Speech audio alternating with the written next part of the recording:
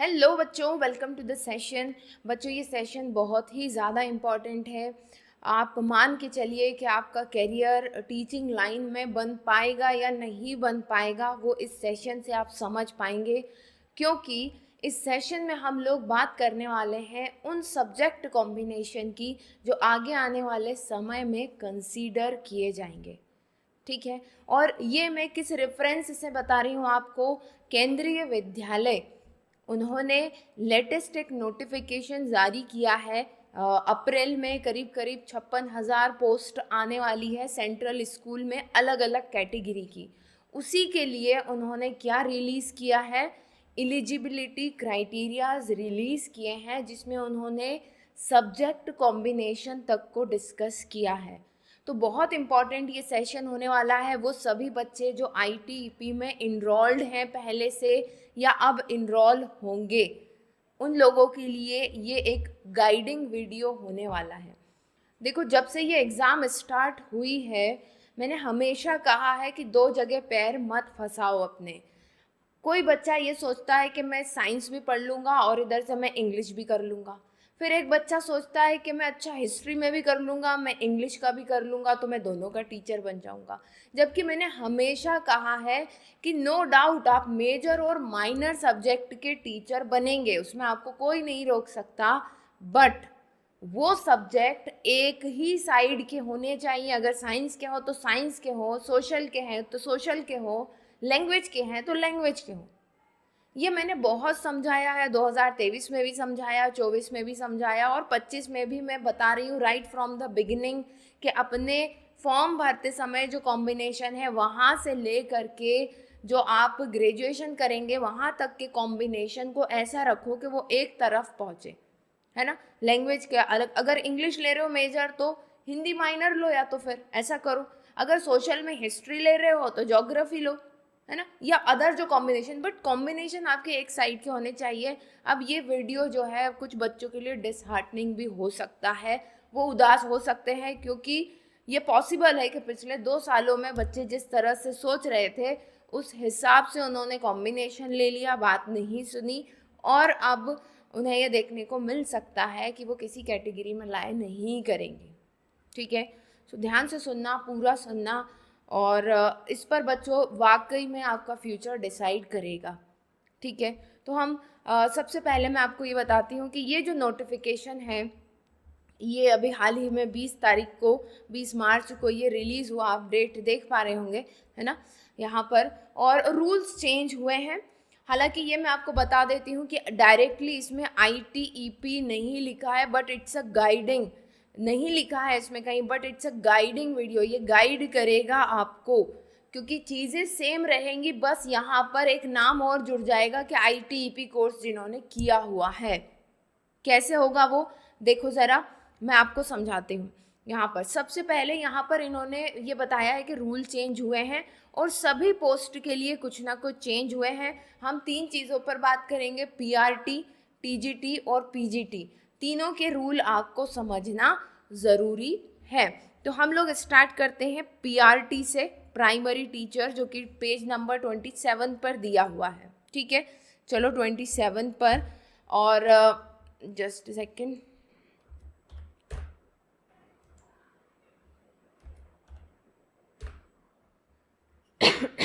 ये primary teacher music का दिया हुआ है। हम नॉर्मल प्राइमरी टीचर की बात कर रहे हैं।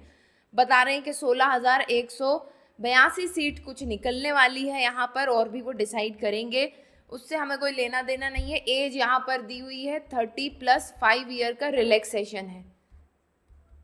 ठीक है, रिलैक्सेशन है महिलाओं को, और बाकी जो अदर कैटेगरी होती है 30 साल PRT बनने की एज दी है। आगे देखो यहाँ पर इन्होंने क्या कहा है। यहाँ पर इन्होंने ये बताया है कि सीनियर सेकेंडरी हायर, मतलब कि आप 12th पास हो प्लस आपने 2 ईयर डिप्लोमा किया हो। ठीक, अब बहुत हमारे ITEP में जो चेंज होने वाला है, तो उसमें क्या होगा, यहाँ पर लिखा हुआ आ सकता है आगे आने वाले समय में कि ITEP प्रिपरेटरी लेवल का, फाउंडेशनल लेवल का किया हो। ठीक है, उससे ज़्यादा कोई चेंज PRT के उसमें नहीं आने वाला है। ओके, नाउ इसके अलावा इन्होंने बोला है कि भाई जिन्होंने 12th पास किया हो मिनिमम 50 मार्क्स से, 12th 50% मार्क्स से प्लस जिन्होंने बीलिड किया हो, बैचलर ऑफ एलिमेंट्री एजुकेशन, जिसका एडमिशन अभी भी दिल्ली यूनिवर्सिटी में CUET के थ्रू हो रहा है, उस कोर्स की बात की है। या फिर इन्होंने बोला है कि भाई आपने senior secondary, higher secondary, 12th pass किया हो 50% से, या फिर उसके साथ 2 year diploma in special education किया हो, तो भी आप जो है एलिजिबल हैं। इसके अलावा आपको कंपलसरी है कि आप सीटेट का पेपर 1 आपका क्लियर हो, तो ठीक है, इसमें तो कोई दिक्कत नहीं है। आपका जो देखो, मैंने पहले भी कहा था कि अगर आप फाउंडेशनल या प्रिपरेटरी लेवल का ITEP कर रहे हैं तो अब आपके कॉम्बिनेशन का कोई उससे लेना देना नहीं है, क्योंकि छोटे बच्चों को तो आपको क्या पढ़ाना है, सिर्फ लैंग्वेज पढ़ाना है, हल्का फुल्का EVS पढ़ाना है, और क्या पढ़ाना है। तो लैंग्वेज के अगर आप टीचर हैं तो वो आपको PRT में ज़्यादा हेल्प करेगा, ठीक है। इंग्लिश से है या हिंदी से है तो वो आपको ज़्यादा हेल्प करेगा, ये मैं आपको पहले बता चुकी हूँ। अब चलो आ जाओ कहाँ पर, TGT पर आ जाओ, ठीक है। TGT, just second. अब ये थोड़ा सा आप लोगों के लिए, जिन लोगों ने पहले से एडमिशन लिया हुआ है और जो लोग अब लेने वाले हैं, ध्यान रखना इस बात का, आप पछताओगे नहीं तो फिर बहुत बुरी तरह से, ठीक है। TGT हिंदी, संस्कृत, इंग्लिश, और TGT math, science, social studies 13-14 से दिया हुआ है, ठीक है, 13। चलो, ये PGT की बात हुई। ये देखो यहाँ पर ट्रेंड ग्रेजुएट टीचर लैंग्वेज में हिंदी, संस्कृत, इंग्लिश की यहाँ पर पोस्ट निकली हुई है, मतलब निकलेगी अप्रैल में, अभी तो इन्होंने बस पहले से इंटीमेट किया है। ओके, नाउ TGT के लिए इन्होंने क्या बताया है कि या तो आपने 4 year integrated degree course NCTE recognised university से 50% मार्क के साथ किया हुआ हो, as well as in the aggregate including BEd component, उसमें BEd का कंपोनेंट भी हो, है ना। या फिर आपने किया हो क्या, bachelors honours degree from the degree university 50%, ठीक है, एग्रीगेट विथ BEd डिग्री फ्रॉम NCTE recognised university with at least 50% mark, या फिर 3 ईयर इंटीग्रेटेड BEd MAd किया हो। तो सीधी सी बात है, आपने अगर 4 ईयर इंटीग्रेटेड BEd जो पुराना वाला था BEd किया, क्योंकि ITEP की अभी कोई बैच निकली नहीं है, अभी 2023 से तो स्टार्ट हुआ है, तो 2027 में ITEP की बैच निकलेगी अभी, इसलिए यहाँ पर कोई मेंशन नहीं है। But guiding documents, guiding criteria same रहेंगे, ये मैंने आपको पहले भी कहा था, बेसिक्स कभी नहीं बदलेंगे। अब देखो, या तो आप 4 ईयर इंटीग्रेटेड BEd किया हो, या फिर आपने जो है 3 ईयर का इंटीग्रेटेड BEd MAd किया हो, तो भी आप एलिजिबल हो।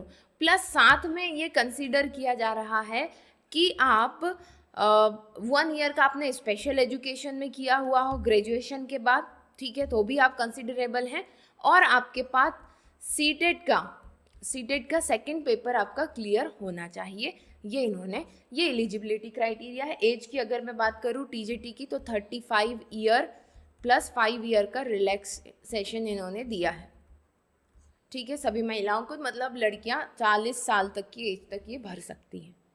अब ये तो एज और डिग्री की बात हुई, कॉम्बिनेशन की बात करते हैं। चलो आओ, कॉम्बिनेशन की बात में देखो, यहाँ पर TGT के लिए studied Hindi as an elective और a main subject in at least 3 और 6 semester of the course. Okay, या तो आपने 3 साल पढ़ा हो या 6 सेमेस्टर में पढ़ा हो, मतलब 1 साल में 2 सेमेस्टर होते हैं, ठीक है।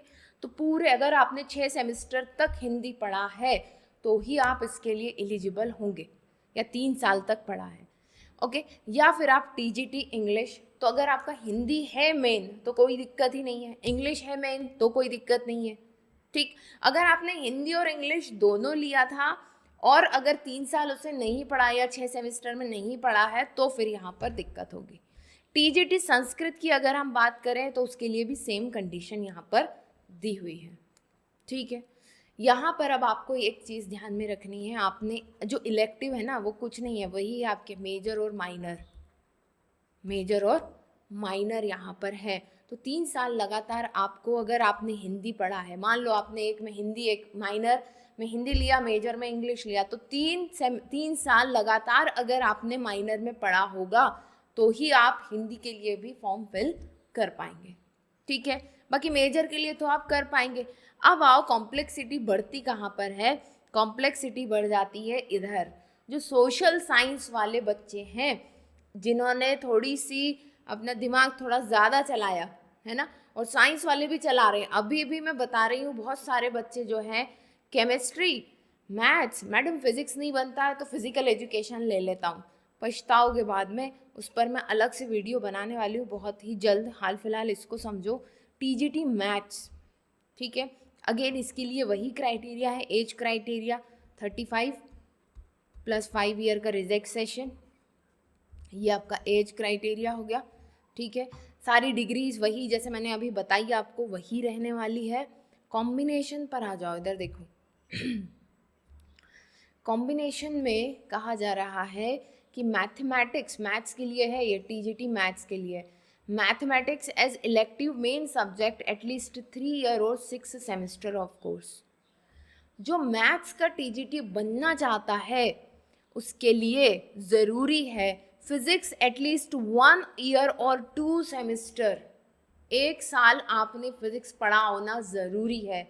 तो ऐसे में जिन बच्चों ने मैथ्स तो मेजर ले लिया, मेजर क्या लिया, मैथ्स लिया, और माइनर उन्होंने इंग्लिश या हिंदी ले लिया, तो फिर अभी आपको दिक्कत हो जाएगी, ठीक है। क्योंकि देखो गाइडिंग डॉक्यूमेंट्स हमेशा वही रहते हैं। अगर आपको एक साइंस का टीचर बनना है, आपको मैथ्स का बनना है, तो you should have knowledge of physics, और अगर फिजिक्स का टीचर बनना है so you should have secondary subject as a mathematics, mathematics का नॉलेज होना ज़रूरी है, ठीक है। ऐसे ही बायोलॉजी वालों की भी मैं बात करूँगी अभी पीजीटी के जब केस आएगा उसमें तो अब ये समझ लो आप, है ना। तो इसमें गड़बड़ हो जाएगी। कहने का मतलब ये है कि आपको क्या रखना चाहिए, आपको रखना चाहिए मेजर मैथ्स प्लस आपका जो माइनर रहे, मैथ्स के साथ क्या जाता है हमेशा, फिजिक्स, ठीक है ठीक। 1 out of chemistry, electronic, computer science at least at 1 year और any 2 semester of the course, है ना। तो ये 3 कंडीशन आपके साथ डाल दी है कि 1 साल आपने फिजिक्स पढ़ा हो, 1 आउट ऑफ केमिस्ट्री, 1 साल आपने क्या पढ़ा हो, केमिस्ट्री पढ़ा हो, या फिर इलेक्ट्रॉनिक पढ़ा हो, या फिर आपने कंप्यूटर साइंस पढ़ा हो। तो 3 कंडीशन हो गई। अगर आपको टीजीटी मैथ्स बनना है तो मैथ्स तो आपने 3 साल पढ़ा ही हो, 1 साल, ये 3 साल पढ़ा हो, 1 साल फिजिक्स पढ़ा हो, और 1 साल आपने क्या पढ़ा हो, केमिस्ट्री, जो कि नॉर्मली बच्चे पढ़ते ही हैं जो इस फील्ड के, केमिस्ट्री पढ़ा हो, या फिर इलेक्ट्रॉनिक, या फिर कंप्यूटर साइंस पढ़ा हो, ठीक है। प्लस अच्छा देखो यहाँ पर अब मैंने क्या कहा, आईटीईपी की बात तो नहीं की है, but credit, choice based credit system, जो हमारा आईटीईपी इसी बेस पर है, चॉइस बेस्ड क्रेडिट सिस्टम पर, है ना। तो candidate who studied under choice based credit system with the above subject are also eligible to apply, ठीक है। तो ये कॉम्बिनेशन के साथ एटलीस्ट 2 चीज़ें तो आपके पास हो ही हो। ये चेंजेस आगे आने वाले समय में होंगे कि कम से कम 2 सब्जेक्ट तो आपने पढ़े हों। अभी तो 3 सब्जेक्ट की बात यहाँ पर चल रही है, ठीक है। पर ये ज़रूरी है कि आप एक ही स्ट्रीम के 2 सब्जेक्ट पढ़ें। ये मैं बार बार कह रही हूँ, पहले भी कहा, अभी भी कह रही हूँ, और आगे खुद देख लो, खुद देखो। यहाँ पर अब बात हो रही है टीजीटी साइंस की। तो candidate should have studied biology, life science, botany, zoology as a main honours और main subject in at least 3 year. इनमें से आपने, अगर आप मेन सब्जेक्ट आपका बायोलॉजी या लाइफ साइंस है तो आप इसे 3 साल पढ़ेंगे, तीनों साल, या तो बॉटनी पढ़ा हो या जूलॉजी पढ़ा हो। उसके साथ सब्साइडरी सब्जेक्ट में एटलीस्ट 1 ईयर, 1 साल आपने या तो केमिस्ट्री, बॉटनी या फिर जूलॉजी पढ़ा हो। ऑब्वियस सी बात है, अगर बायोलॉजी या लाइफ साइंस आपने ले लिया है तो आप केमिस्ट्री या जूलॉजी ही बचता है आपके लिए। अगर आपने बॉटनी मेन सब्जेक्ट ले लिया है तो 2 सब्जेक्ट क्या बचेंगे, केमिस्ट्री या जूलॉजी, है ना। एटलीस्ट 1 ईयर, ठीक। तो ये आपको ध्यान में रखना है। The candidate who have studied under choice based credit system with the above subjects are also eligible to apply. मतलब कि वही बात इनडायरेक्टली हमारे जो ITEP वाला है वहाँ तक पहुँच रही है, डायरेक्टली नहीं लिखा है बट बात हो रही है यहाँ पर। तो कम से कम 2 सब्जेक्ट आपके पास होने चाहिए ऑफ दिस फील्ड, ठीक है। तो एक में अगर आप मेजर रख रहे हैं, मेजर अगर आप बॉटनी रख रहे हैं, है ना, तो दूसरा माइनर जो मैं पहले भी कह चुकी हूँ आपको, बॉटनी के साथ क्या जाएगा, केमिस्ट्री जाएगा। अगर आप बॉटनी ना रख करके जूलॉजी रख रहे हैं तो भी उसके साथ आप केमिस्ट्री लेकर के जाओ साथ में, ठीक है। बात आई समझ में। अब इधर आओ सोशल साइंस की तरफ, social studies. Studied any 2 subject out of history, geography, economics and political science during graduation, out of which one must be either history or geography in at least 3 years 6 semester of course as an elective main subject and second subject for at least 1 year or any 2 semester of the course। तो क्या बोल रहे हैं, क्या बोला इन्होंने कि 4 subject, ये 4 सब्जेक्ट कौन कौन से, या तो आपका हिस्ट्री रहा हो, या आपका ज्योग्राफी रहा हो, या फिर आपने इकोनॉमिक्स, या फिर आपने पॉलिटिकल साइंस पढ़ा हो। इसमें से ये 4 सब्जेक्ट में से कोई भी आपका एक मेजर रहा हो और एक सब्जेक्ट तो आपका हिस्ट्री और ज्योग्राफी में से पक्का होना ही चाहिए। ये कैसा होना चाहिए, पक्का होना चाहिए। इसके बाद अब आप इन दोनों में से कोई और कॉम्बिनेशन बना लो, चलेगा, ठीक है। या तो हिस्ट्री इकोनॉमिक्स बनाओ, या हिस्ट्री पॉलिटिकल बनाओ, या ज्योग्राफी हिस्ट्री बनाओ, ज्योग्राफी पॉलिटिकल बनाओ, इकोनॉमिक्स बनाओ, बट हिस्ट्री और ज्योग्राफी एक सोशल साइंस के टीचर के लिए ज़रूरी है, ठीक है, राइट। तो ये इन्होंने यहाँ पर बताया। तो बहुत सारे बच्चों ने मुझसे ये पूछा कि मैम पॉलिटिकल है, पॉलिटिकल लें। मैंने कहा हाँ बिल्कुल लो, पॉलिटिकल लो, बट अपने साइंस, अपना जो स्ट्रीम है उस सब्जेक्ट के साथ लो। आप पॉलिटिकल मेजर पढ़ो ना, कोई दिक्कत नहीं है, पढ़ो, बट उसके साथ माइनर जो होना चाहिए, बाकी 3 में से कोई एक होना चाहिए, ठीक है। और वही सेम चीज लिखी हुई है, the candidate who studied under the choice based credit system with the above subjects are also eligible to apply. तो अगर आप 2 सब्जेक्ट पढ़ रहे हो आपके ITEP में, कोशिश क्या करो, अगर टीचर बनना है तभी ITEP कर रहे हो ना, और ITEP कर रहे हो मतलब टीचर बनना चाह रहे हो, तो ये 2 सब्जेक्ट तो आपके होने ही चाहिए स्ट्रीम वाले। जब फॉर्म भी भरा रहे हैं तो भैया वो बोला हुआ है, उन्होंने वहाँ लिखा हुआ है, क्या लिखा है कि स्ट्रीम स्पेसिफिक सब्जेक्ट ले लो, स्ट्रीम स्पेसिफिक सब्जेक्ट ले लो। पता नहीं कहाँ कहाँ के कॉम्बिनेशन बना करके आप लोग पेपर देने की कोशिश कर रहे हो, ठीक है।